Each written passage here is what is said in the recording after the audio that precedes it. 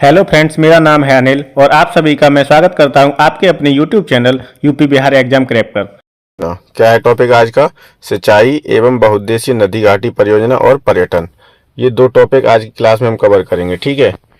और बाकी के ऊपर के टॉपिक यूपी का संक्षिप्त अवलोकन, भौतिक विन्यास, ये एक क्लास में कंप्लीट हो गया था। जलवायु एवं मृदा, प्राकृतिक वनस्पतियां, वन एवं वन्यजीव भी हो गया है दूसरी क्लास में। नदियां, झीलें, आर्द्र भूमियां, कृषि एवं पशुपालन तीसरी क्लास में, ठीक है। तो आज हमारी स्पेशल यूपी की चौथी क्लास है। इसमें हम कंप्लीट करेंगे सिंचाई, यूपी की सिंचाई एवं बहुउद्देशीय नदी घाटी परियोजनाएं और पर्यटन। चलिए शुरू करते हैं।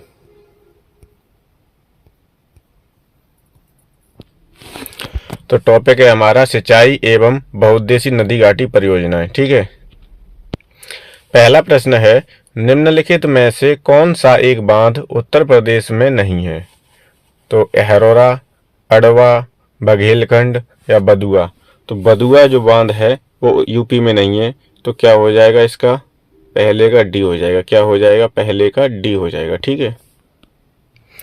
अहरौरा बांध मिर्जापुर उत्तर प्रदेश में है। अडवा बांध भी मिर्जापुर उत्तर प्रदेश में है। बघेलखंड बांध कहाँ पर है? बलरामपुर उत्तर प्रदेश में। और बदुआ बांध कहाँ पर है? बांका बिहार में। बदुआ कहाँ पर है? बांका बिहार में। ये यूपी वाले बहुत इंपॉर्टेंट है। अहरौरा मिर्जापुर, अडवा मिर्जापुर, बघेलखंड बलरामपुर। उत्तर प्रदेश की सबसे बड़ी बहुउद्देशीय परियोजना निम्नलिखित में से कौन सी है? रिहंद परियोजना, चंद्रप्रभा परियोजना, माता टीला परियोजना या बेतवा नहर परियोजना। तो दूसरे का क्या हो जाएगा? उत्तर प्रदेश की सबसे बड़ी बहुउद्देशीय परियोजना कौन सी है? रिहंद परियोजना। कौन सी है? रिहंद परियोजना। तो दो का हो जाएगा ए। दो का क्या हो जाएगा? ए। व्याख्या देखेंगे। उत्तर प्रदेश की सबसे बड़ी बहुउद्देशीय परियोजना रिहंद परियोजना है। रिहंद बांध उत्तर प्रदेश में सोनभद्र जिले के पिपरी गांव में स्थित एक गुरुत्वाकर्षण बांध है। रिहंद बांध को गोविंद वल्लभ पंत सागर के नाम से भी जाना जाता है। तो रिहंद परियोजना जो है, रिहंद बांध, वो कहाँ पर है? सोनभद्र जिले में। कहाँ पर है? सोनभद्र जिले में। उत्तर प्रदेश में सिंचाई का सबसे बड़ा स्रोत क्या है? नहर, तालाब, नलकूप या कुआं। तो उत्तर प्रदेश में सिंचाई का सबसे बड़ा स्रोत है नलकूप। क्या है? नलकूप। तीन का क्या हो जाएगा? सी हो जाएगा। तीन का क्या हो जाएगा? सी। अपने प्रदेश में नलकूप से 74.9%, नहर से 15.2, कुआं से 8.8 और तालाब झील से 0.5 और अन्य से 0.6, ठीक है। तो नलकूप सबसे अधिक जो संचित क्षेत्र है वो किसके द्वारा है? नलकूप के द्वारा। किसके द्वारा? नलकूप के द्वारा। चलिए अगला प्रश्न देखते हैं। उत्तर प्रदेश में निम्नलिखित सिंचाई साधनों में से किससे सर्वाधिक क्षेत्रफल सिंचित है? तो किससे होता है सर्वाधिक क्षेत्रफल? रिपीटेड है, नलकूप से। किससे है? नलकूप से। चार का क्या हो जाएगा? बी। चार का क्या हो जाएगा? बी। निम्नलिखित कौन सी नहर उत्तर प्रदेश में अधिकतम क्षेत्रफल की सिंचाई करती है? अपर गंगा नहर, लोअर गंगा नहर, शारदा नहर या रामगंगा नहर। तो उत्तर प्रदेश में अधिकतम क्षेत्रफल की सिंचाई कौन सी नहर करती है? शारदा नहर। कौन सी करती है? शारदा नहर। पांच का क्या हो जाएगा? सी। शारदा नहर उत्तर प्रदेश में अधिकतम क्षेत्रफल की सिंचाई करती है। शारदा नहर उत्तर प्रदेश राज्य की सर्वाधिक लंबी नहर है। उत्तर प्रदेश की सबसे लंबी नहर कौन सी है? शारदा नहर। यह चंपावत के बनवासा, उत्तर प्रदेश, उत्तराखंड व नेपाल सीमा पर है। चंपावत डिस्ट्रिक्ट कहाँ पर है? तो उत्तराखंड में है, ठीक है। ये बनवासा में उत्तर प्रदेश। तो ये दो राज्य और एक देश की सीमा है। उत्तर प्रदेश, उत्तराखंड व नेपाल सीमा पर है, ठीक है। नामक स्थान पर शारदा नदी से निकलती है। नहर का निर्माण कार्य 1920 से प्रारंभ हुआ और 1928 में पूर्ण हुआ। इस नहर से लगभग 8 लाख हेक्टेयर भूमि की सिंचाई होती है। चलिए अगला प्रश्न देखते हैं। उत्तर प्रदेश की सबसे लंबी नहर कौन सी है? तो उत्तर प्रदेश की सबसे लंबी नहर है शारदा नहर। कौन सी नहर है? शारदा नहर। भारत में नलकूप एवं कूप से सिंचित अधिकतम क्षेत्रफल वाला राज्य कौन सा है? तो वो है उत्तर प्रदेश। कौन सा है? उत्तर प्रदेश। तो सात का क्या हो जाएगा? ए। सात का क्या होगा? ए। अगला प्रश्न है, अर्जुन बांध नहर से उत्तर प्रदेश का लाभान्वित जिला कौन सा है? तो अर्जुन बांध से दो जिले लाभान्वित होते हैं। पहला है महुआ और हमीरपुर है। कौन सा है? महुआ और हमीरपुर। तो 8 का क्या हो जाएगा डी। और हमीरपुर क्या हो जाएगा हमीरपुर। अर्जुन जो बांध है वो अर्जुन नदी पर है। किस नदी पर है अर्जुन नदी पर। व्याख्या देखेंगे। अर्जुन बांध उत्तर प्रदेश के महुआ जिले की चरखारी में अर्जुन नदी पर बनाया गया है। महुआ जिले के कहाँ पर चरखारी में। ठीक। अर्जुन बांध की 42 किलोमीटर लंबी मुख्य नहर से महुआ और हमीरपुर जिलों में सिंचाई की जाती है। कौन कौन से जिलों में महुआ और हमीरपुर जिलों में। अतः अर्जुन बांध नहर से उत्तर प्रदेश का लाभान्वित जिला हमीरपुर है। ठीक है। अगर पूछेगा कि अर्जुन बांध कहाँ पर है तो महुआ जिले में है। कौन सी जगह पर है चरखारी। कौन से जिले में महुआ में। ठीक है। और ये पूछेगा लाभान्वित कौन कौन से जिले होते हैं तो आप बताओगे हमीरपुर और महुआ। निम्नलिखित में से कौन सी उत्तर प्रदेश की पेयजल परियोजना है। शारदा सहायक नहर परियोजना, ज्ञानपुर पंप नहर परियोजना, गोकुल बैराज परियोजना या पथरी बांध। तो इसका उत्तर हो जाएगा सी। 9 का क्या हो जाएगा सी। गोकुल बैराज परियोजना है वो उत्तर प्रदेश की पेयजल परियोजना है। कैसी परियोजना है पेयजल। उत्तर प्रदेश में रानी लक्ष्मीबाई बांध निर्मित है। रानी लक्ष्मीबाई बांध किस नदी पर निर्मित है तो रानी लक्ष्मीबाई बांध निर्मित है बेतवा नदी पर। किस पे बेतवा पे। रानी लक्ष्मीबाई बांध कहाँ पर है बेतवा नदी पे। 10 का क्या हो जाएगा बी। 10 का क्या हो जाएगा बी। रानी लक्ष्मीबाई बांध परियोजना बेतवा नदी पर स्थापित है जो मध्य प्रदेश तथा उत्तर प्रदेश सरकार की संयुक्त परियोजना है। यह ललितपुर, झांसी, हमीरपुर और जालौन जिलों की लगभग 2.64 लाख एकड़ भूमि सिंचित है। अगला प्रश्न देखेंगे। दक्षिणी उत्तर प्रदेश का औरैया जिला प्रमुख रूप से किस चीज का उत्पादक है। गुड़ का, शहद का, शुद्ध देसी घी का या हींग का। तो औरैया जिला किसका उत्पादक है शुद्ध देसी घी का। किसका है शुद्ध देसी घी का। 11 का क्या हो जाएगा सी। ठीक है। शुद्ध देसी घी का उत्पादक है कौन सा जिला औरैया जिला। चलिए व्याख्या देखते हैं। दक्षिणी उत्तर प्रदेश का औरैया जिला शुद्ध देसी घी के लिए प्रसिद्ध है। यह जिला कानपुर मंडल के अंतर्गत आता है। गुड़ का प्रमुख उत्पादक जिला अयोध्या, मुजफ्फरनगर तथा हींग का प्रमुख उत्पादक जिला हाथरस है। हींग के लिए कौन है हाथरस। ठीक है। और गुड़ के लिए अयोध्या और मुजफ्फरनगर। अगला प्रश्न है। प्राकृतिक रूप से उगने वाली बहुवर्षीय घास जिसे स्थानीय बोली में क्या बोलते हैं बहिया बोलते हैं, सरपत, दूब या दूरवा के रूप में जाना जाता है। अमेठी जिले के तराई क्षेत्रों में पाई जाती है। स्थानीय लोग इस घास से कई प्रकार के सजावटी सामान और घरेलू उत्पाद बनाते हैं जिन्हें मूज उत्पाद कहा जाता है। तो वो कौन सी घास है बहिया, सरपत, दूब या दूरवा। तो वो है सरपत घास। कौन सी घास है सरपत घास है। और कहाँ पाई जाती है अमेठी जिले में। कहाँ पाई जाती है अमेठी जिले में। और इस घास से क्या बनाया जाता है सजावटी सामान। क्या बनाया जाता है सजावटी सामान। निम्नलिखित में से कौन सी फसल उत्तर प्रदेश में आमतौर पर या व्यापक रूप से उगाई नहीं जाती। देखो गेहूं होता है। गेहूं में तो उत्तर प्रदेश का प्रथम स्थान है। चावल में दूसरा स्थान है। ठीक है। और तिलहन भी उगाया जाता है लेकिन कपास नहीं उगाई जाती है। क्या नहीं उगाई जाती कपास। तो 13 का क्या हो जाएगा डी। 13 का क्या हो जाएगा डी। उत्तर प्रदेश में कपास आमतौर पर व्यापक रूप से नहीं उगाई जाती। अगला प्रश्न है। उत्तर प्रदेश में नींबू प्रधानतः कहाँ उगाया जाता है। नींबू कहाँ पर उगाया जाता है सहारनपुर और मेरठ में, फतेहपुर और प्रतापगढ़ में, लखनऊ और हरदोई में, इलाहाबाद और वाराणसी में। तो जो नींबू है उत्तर प्रदेश में वो सहारनपुर और मेरठ में इसकी प्रधानता है। तो 14 का क्या हो जाएगा ए। 14 का क्या हो जाएगा ए। अगला प्रश्न है। भारत के कुल गन्ना उत्पादन का कितना प्रतिशत उत्तर प्रदेश पैदा करता है। 10 से 15, 20 से 25, 25 से 30 या 25 से 40। तो इसका उत्तर हो जाएगा 25 से 40। कितना हो जाएगा भारत के कुल गन्ना उत्पादन में 25-40% उत्तर प्रदेश का है।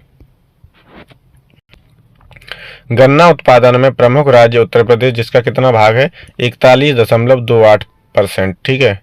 महाराष्ट्र का कितना 20%, तमिलनाडु 19%, कर्नाटक 10%।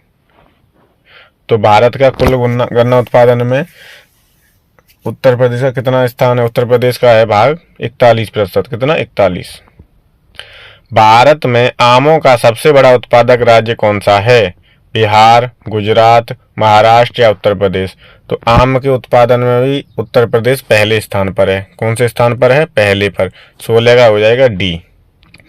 इनमें से कौन सी मुख्य एजेंसियों में से एक नहीं है जो उत्तर प्रदेश में भारी मात्रा में अनाज भंडारण में शामिल है? एफसीआई अनाज भंडारण करता है, एक है एफडीआई, एक है एसडब्ल्यूसी और एक है सीडब्ल्यूसी। तो एफडीआई जो है ना 17 का बी, ये उस हो जाएगा। ये कोई अनाज भंडारण की एजेंसी नहीं है, ठीक है। एफडीआई अनाज भंडारण की कोई भी एजेंसी नहीं है। प्रत्यक्ष विदेशी निवेश को एफडीआई कहा जाता है, ठीक है। तो इसका संबंध अनाज भंडारण से तो नहीं है, ठीक है। जबकि भारतीय खाद्य निगम एफसीआई, केंद्रीय भंडारण निगम सीडब्ल्यूडी तथा राज्य भंडारण निगम एसडब्ल्यूसी, इन्हें शॉर्ट में बोल दिया है, ठीक है, अनाज भंडारण के लिए उत्तरदायी हैं। अगला प्रश्न है, उत्तर प्रदेश में निम्नलिखित में से किस जिले में बाबू गेंदा सिंह गन्ना शोध संस्थान स्थित है? तो बाबू गेंदा सिंह गन्ना शोध संस्थान कहाँ पर है? कुशीनगर में। 19 का क्या हो जाएगा? ए। 19 का क्या हो जाएगा? ए। अगला प्रश्न है, उत्तर प्रदेश का बीज प्रमाणीकरण ब्यूरो कहाँ स्थित है? आलमबाग में, इलाहाबाद में, सुल्तानपुर में, गौरीगंज में। तो बीज प्रमाणीकरण ब्यूरो कहाँ पर है? आलमबाग, लखनऊ में। कहाँ पर है? आलमबाग, लखनऊ में। 20 का क्या हो जाएगा? ए। 20 का क्या हो जाएगा? ए। व्याख्या देखेंगे, उत्तर प्रदेश में राज्य बीज प्रमाणीकरण ब्यूरो आलमबाग, लखनऊ में स्थित है। इसकी स्थापना 2002 में की गई थी। कब की गई थी? 2002 में। और कहाँ पर है ये? आलमबाग, लखनऊ में। अगला प्रश्न है, उत्तर प्रदेश में कृषक समृद्धि आयोग की स्थापना किस वर्ष हुई थी? कृषक समृद्धि आयोग बहुत इंपॉर्टेंट है। इसकी स्थापना 2017 में हुई थी। कब हुई थी? 2017 में, ठीक है। 21 का क्या हो जाएगा? बी। 21 का क्या हो जाएगा? बी।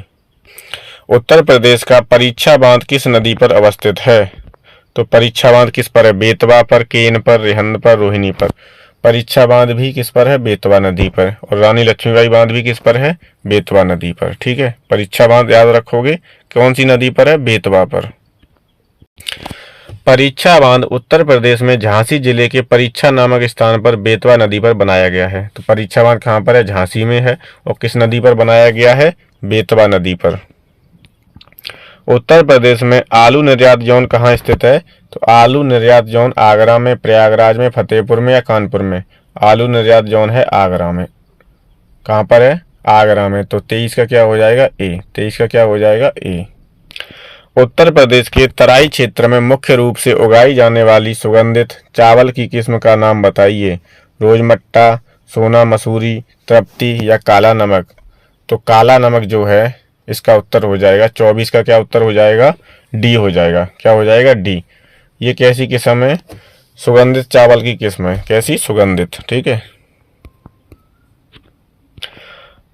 उत्तर प्रदेश में नहरों के माध्यम से सतह के पानी की बेहतर आपूर्ति प्रदान करने के लिए इनमें से कौन सी प्रमुख सिंचाई और बहुउद्देशीय परियोजना में से एक नहीं है? ठीक है। तो ए है वर्षाजनक, शारदा सहायक, रामगंगा, गंडक परियोजना। तो वर्षाजनक का कोई संबंध नहीं है, ठीक है, सिंचाई बहुउद्देशीय परियोजना से। और बाकी शारदा सहायक, रामगंगा, गंडक परियोजना उत्तर प्रदेश में सतह के पानी की बेहतर आपूर्ति प्रदान करने के लिए जिम्मेवार हैं, ठीक है। व्याख्या देखेंगे, उत्तर प्रदेश में सिंचाई के लिए नहरों को बहुउद्देशीय परियोजना के रूप में विकसित किया गया था। इस उद्देश्य से 1973-74 में प्रदेश में 3 समादेश विकास परियोजनाएं शारदा सहायक, रामगंगा व गंडक को शुरू किया गया। शारदा नहर उत्तर प्रदेश की सबसे बड़ी नहर है। तो कौन कौन सी परियोजनाएं हैं? 3 परियोजना हैं, शारदा सहायक, रामगंगा और गंडक। उत्तर प्रदेश राज्य में टिहरी बांध परियोजना किस देश के सहयोग से पूरी की गई थी? क्योंकि अब तो पूरी हो गई है। तो जर्मनी, ब्रिटेन, इटली या सोवियत रूस। तो किसकी सहायता से? रूस की सहायता से। टिहरी बांध परियोजना रूस की सहायता से पूरी की गई है। तो 26 का क्या हो जाएगा? डी। 26 का क्या हो जाएगा? डी। टिहरी बांध परियोजना का निर्माण भारत के उत्तराखंड राज्य के टिहरी जिले में भागीरथी नदी पर सोवियत रूस के सहयोग से किया गया है। टिहरी बांध की ऊंचाई 260.5 मीटर और वर्तमान में इसकी स्थापित क्षमता 2400 मेगावाट है। कितनी है? 2400 मेगावाट। टिहरी बांध परियोजना पर केंद्र सरकार ने 75% व राज्य सरकार ने 25% धन व्यय किया है। ठीक है। उत्तर प्रदेश राज्य में निम्नलिखित में से सबसे ऊंचा बांध कौन सा है? माता टीला बांध, रामगंगा बांध, मेजा बांध या रिहंद बांध? सबसे ऊंचा कौन सा है? रामगंगा बांध। 27 का क्या हो जाएगा? बी। 27 का क्या हो जाएगा? बी।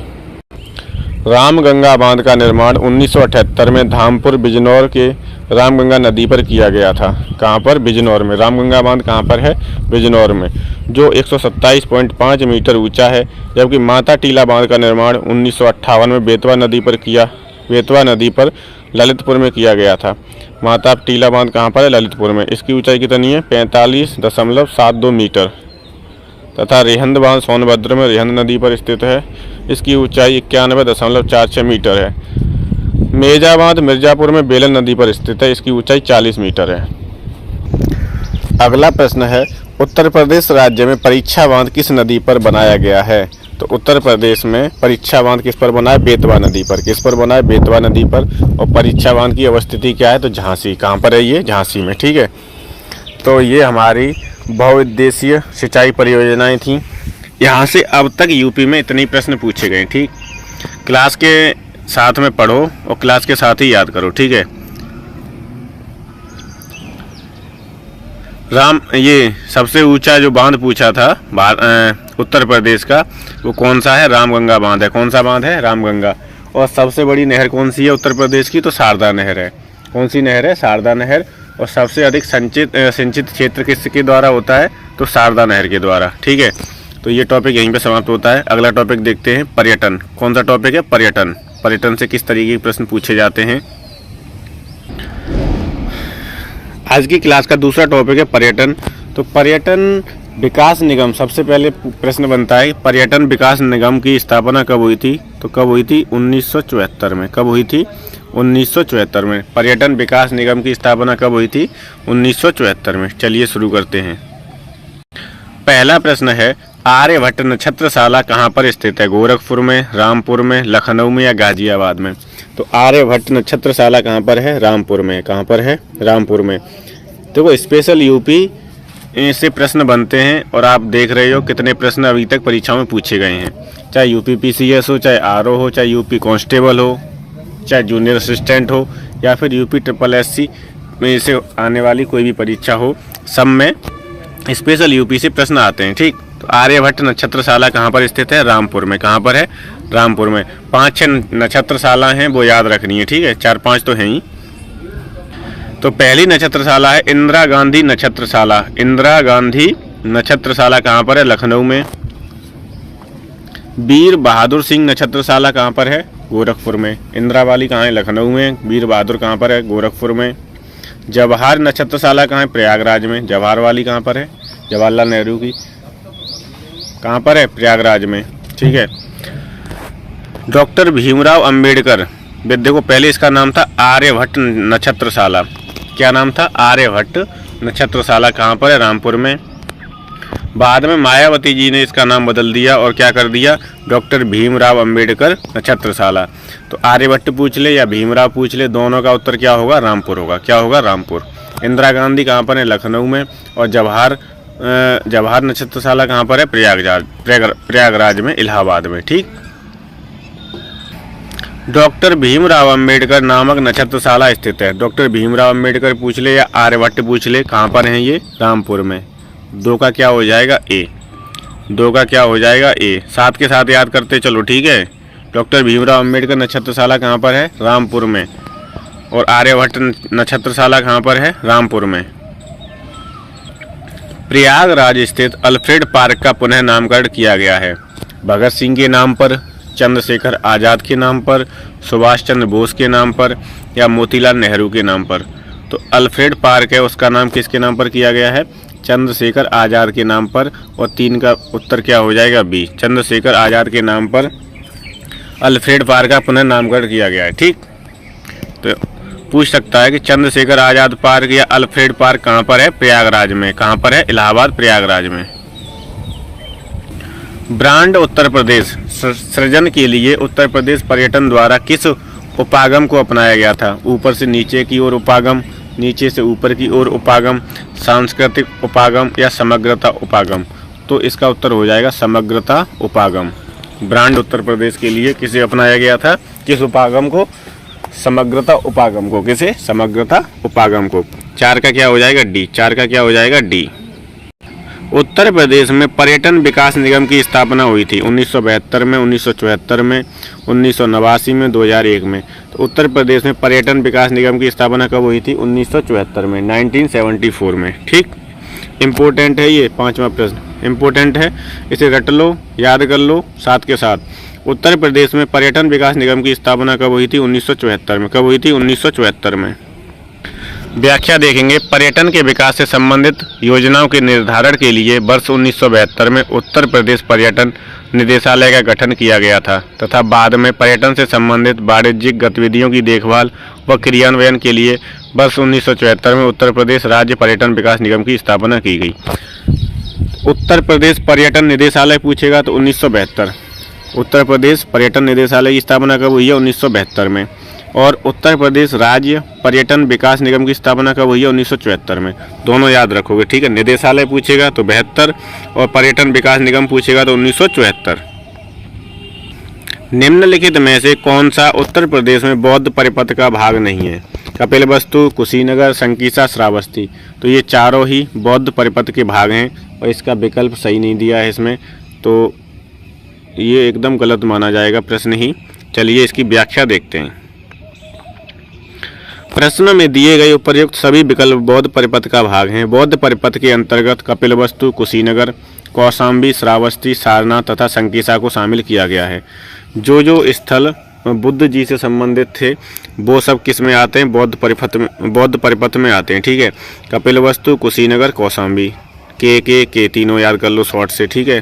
फिर श्रावस्ती, सारनाथ और संकीसा, ये भी साथ से याद हो जाएंगे, ठीक है। तो 6 हैं टोटल। कितने हैं? 6 हैं टोटल। कपिलवस्तु, कुशीनगर, कौशाम्बी और श्रावस्ती, सारनाथ तथा संकीसा को शामिल किया गया है किसमें? बौद्ध परिपथ में। उत्तर प्रदेश में स्थित काशी एक प्रसिद्ध भारतीय तीर्थ केंद्र है। यह निम्नलिखित में से किस नदी के तट पर स्थित है? तो काशी किस नदी के तट पर है? गंगा के तट पर। किसके तट पर है? गंगा के तट पर। और 7 का क्या हो जाएगा? डी। 7 का क्या हो जाएगा? डी। व्याख्या देखेंगे। उत्तर प्रदेश में स्थित काशी एक प्रसिद्ध तीर्थ केंद्र है जो गंगा नदी के बाएं तट पर है। कभी कभी दाएं तट और बाएं तट भी पूछ लेता है, तो आप बताओगे किस कौन से तट पर है? बाएं तट पर है स्थित है। यह भारत का सबसे प्राचीन बसा शहर है। इसे जैन धर्म और बौद्ध धर्म का पवित्र स्थान भी माना जाता है। इसको घाटों के शहर के नाम से भी जाना जाता है। यहाँ पे बहुत घाट हैं, मडकड़ का घाट है, 80 घाट है, तमाम घाट हैं, ठीक है। तो काशी किसकी बात हो रही है? वाराणसी की बात हो रही है।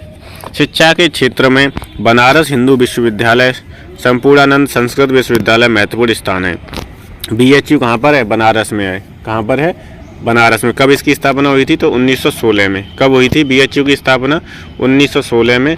और उद्घाटन किसने किया था? तो लॉर्ड हार्डिंग द्वितीय ने। किसने किया था? लॉर्ड हार्डिंग द्वितीय ने। और लॉर्ड हार्डिंग द्वितीय का कार्यकाल क्या था? तो 1910 से 1916। लॉर्ड हार्डिंग द्वितीय का कार्यकाल क्या था? 1910 से 1916। अगला प्रश्न है, उत्तर प्रदेश में यूपी पर्यटन द्वारा बुंदेलखंड सर्किट में निम्न में से कौन सा गंतव्य शामिल है? बुंदेलखंड सर्किट में कौन से गंतव्य शामिल हैं? अयोध्या, पंचवटी, नैमिषारण्य, महुआ, वृंदावन, प्रयागराज, इलाहाबाद, झांसी, चित्रकूट, सीतामढ़ी। सी है चित्रकूट, पंचवटी, किंजूर, बेतूर, अयोध्या। और डी है बिठूर, चित्रकूट, झांसी, कालिंजर, महुआ। तो 8 का उत्तर क्या हो जाएगा? डी। इसमें बुंदेलखंड सर्किट में कौन कौन शामिल हैं? तो बिठूर है, चित्रकूट है, झांसी है, कालिंजर है, महुआ है, ठीक है। अच्छा, एक प्रश्न यहाँ से बनता है कि नैमिषारण्य कहाँ पर है? तो ये सीतापुर में। नैमिषारण्य कहाँ पर है? सीतापुर में। तो आज की क्लास में हमने 2 टॉपिक कंप्लीट कर लिए हैं। पहला किया था सिंचाई एवं उद्देश्य नदी घाटी परियोजनाएं, दूसरा किया था पर्यटन, ठीक है। कल की क्लास में हम देखेंगे उद्योग और खनिज एवं ऊर्जा संसाधन। तो उद्योग कौन सा उद्योग कहाँ पर है? जैसे कि पीतल के लिए क्या है? मुरादाबाद है, और माचिस के लिए क्या है? बरेली। चमड़ा उद्योग कहाँ पर है? ताला कहाँ के, चूड़ियाँ कहाँ से बनती हैं? तो फिरोजाबाद से ताला के लिए क्या है, अलीगढ़ है। तो ऐसे कहाँ पर कौन सा उद्योग है। और खनिज एवं ऊर्जा संसाधन पढ़ेंगे, जिसमें कौन, पश्चिमी यूपी में तो कोई खनिज संसाधन है नहीं, ठीक है। पूर्वी यूपी के कुछ ज़िले हैं, जैसे सोनभद्र है, ललितपुर है, मिर्ज़ापुर है, यहाँ पे खनिजों की निकासी होती है, ठीक है। तो ये पढ़ेंगे कहाँ से कौन से खनिज मिलते हैं। उसके बाद में ये दोनों टॉपिक हमारे कंप्लीट हो जाएंगे और हम स्पेशल यूपी इसी तरीके से चलते रहेंगे, ठीक है। तो आज की क्लास को यहीं समाप्त करते हैं। कल की क्लास में हम कंप्लीट करेंगे उद्योग, खनिज एवं ऊर्जा संसाधन। चलिए, थैंक यू सो मच। अध्यापक मंत्रा के साथ बने रहिए। Thank you so much.